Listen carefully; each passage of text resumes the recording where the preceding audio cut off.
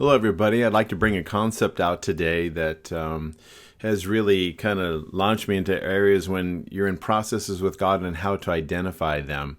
I call it enduring the contradiction. Enduring the contradiction. What do you mean by that? Well, have you ever gotten a word or you get a revelation on a word from God and all of a sudden everything contradictory comes to it? And I call that enduring the contradiction. And what I found out about God, which is prolifically will accelerate some of the things that once you grab this understanding, you'll understand why you are where you are when you've had such a powerful thing that came against what you just heard. I hope I'm kind of making some sense. I'll bring some concepts to you that I've discovered myself. And one of my greatest things is to get what I have to you, and then you get beyond me. Any good father or any good matriarch or patriarch in the kingdom will always accelerate those that are being under the tutelage of those particular positions. And one of my greatest things that I love to be excited about is giving you revelatory insight and concepts and experiences. I love to preach from experiences and teach and reveal things from experiences, because it's one thing anybody can get up and read the Bible, but it's quite another to have revelation upon it, the Spirit on it, because Jesus said, "My words are what? Spirit." And so moving words from just a word to moving it into the spirit realm, into the kingdom realm, is very powerful.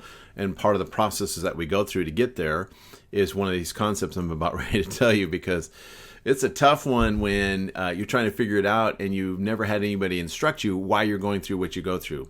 So here's what I'd like to lay out for you. It's called enduring the contradiction. And one of the attributes I've learned about God, because I actually believe when the original intent of the man and the woman, because there's no mention of them in Genesis 1 and 2 of them ever dying. They couldn't. As long as they obeyed the parameters of the garden and what God laid out for them, they're going to live forever. It's when you get outside of being in the garden of pleasure, which Eden means it's the garden of pleasure. When you get outside of pleasure, it'll take you into pain real quick, because you're eating of a tree you probably shouldn't be, which was the tree of the knowledge of good and evil. And fascinating enough, a lot of people have, I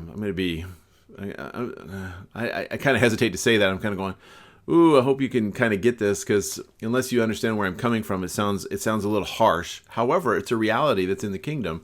In the scripture also, it says, God told the original man and a woman that, if you eat of the tree of the knowledge of good and evil, here are the two words, good and evil, the day that you eat it, you're surely going to die.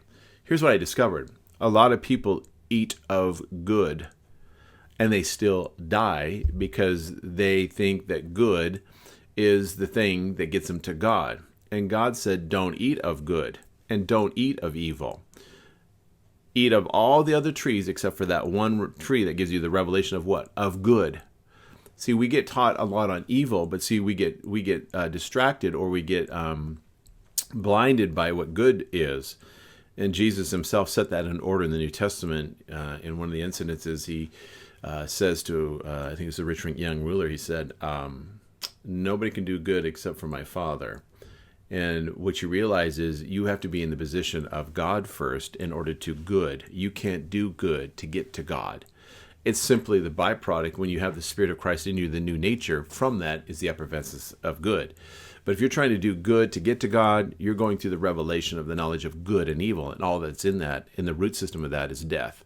And that's why a lot of times you're trying to do good things, you feel death on your heels, or it begins to permeate your body because you're doing good things, thinking it's God. And God says, I didn't call you to do good things to get to me. I called you to be as me, and from that, goodness flows from that reality. So that's the nature of God and righteousness, consciousness, and all that.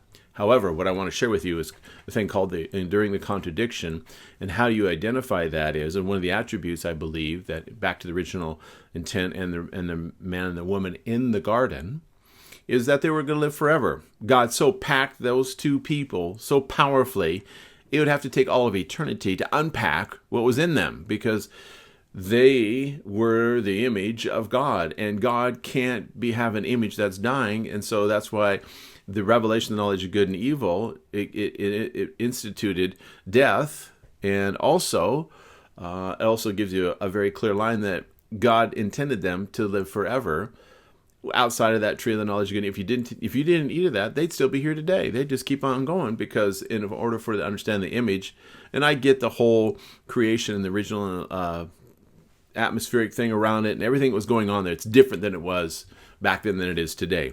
However, going into this consciousness of living forever was the original intent of God, and moving in a garden, all that stuff's a whole nother teaching. But what I want to really bring out here tonight or today is to give this understanding of enduring the contradiction. And one of the backhand compliments that you get when the enemy comes against you is that you, a lot of times, you ever read scripture or had a word where everything came against you and you feel like you have nothing? That's a big deal right there, that nothing thing. And I'm going to explain it to you. I think it was Miles Monroe years ago, taught on out of I think it was 2 Kings chapter 4. And God began to talk to me about some stuff that was in the moment that was given to me. And ever since, I've expanded into understanding how God really gives compliments on your way to a blessing. But a lot of times we think it's a curse, and it's not. It's a compliment from God. Let me just expand that concept in you and show you how it works so that you can understand some of the things. Because a lot of people hear the word of the Lord, but they don't understand the process of maturity to receive the fullness of that word. So if you'd like to have some insight, I'm going to give it to you, because I learned it. It's something I experienced, and you will experience this in different levels as you move up in the things of the kingdom.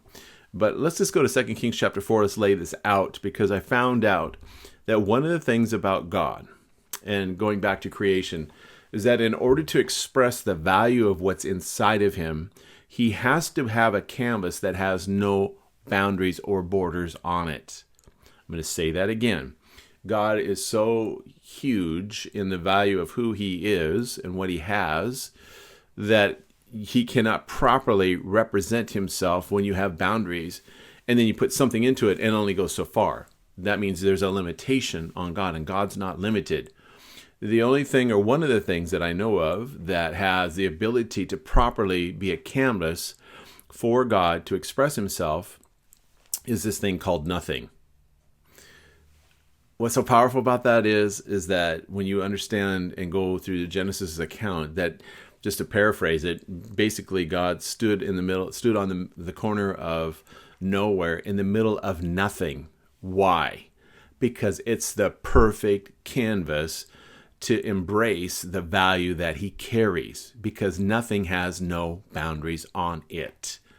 So when he spoke, all of a sudden, canvas of nothing began to express the fullness of what God had inside of him to do. So what am I saying? Let's start looking at what nothing means when we're in it. What does that mean? So one of the concepts in 2 Kings chapter 4, as I'm going to bring out to you, is one of the principles that we find out when being in the nature of who he is, from the kingdom of who he is, and how it comes a complement when we step into certain things that we've called nothing is happening, or I'm standing in the middle of nothing, and we go into this complaint mode, and instead of saying in all things give thanks, not for all things, but in all things. Not for all things, but in all things. That's another concept, but I want to begin to go there. So let's go to 2 Kings chapter 4, verse 1, and we'll begin to explain this nothingness, because you'll see a snapshot of this, and then we'll bring it out more in the scripture as we go along here. And that is this, 2 Kings chapter 4, verse 1. Here we go. A certain woman of the wives of the sons of the prophets cried out to Elisha, saying, "Your servant, my husband, is dead. And you know your servant feared the Lord, and the creditor is coming to take my 2 sons to be his slaves." Obviously, there's an economic crisis here. Fascinating enough. See, when nothing comes around you, what you feel is the economy of you is collapsing. Again, I just gave a teaching on eyes that look are common, eyes that see are rare. You've got to stay in the eyesight of seeing. That being said, generally what happens is when we feel nothing is happening or we're lacking something, because God's nature is never to start with lack. That's what was modeled in some of the downfalls of the disciples, is that, when Jesus got on the boat one day and they were arguing or trying to figure out who brought bread, right?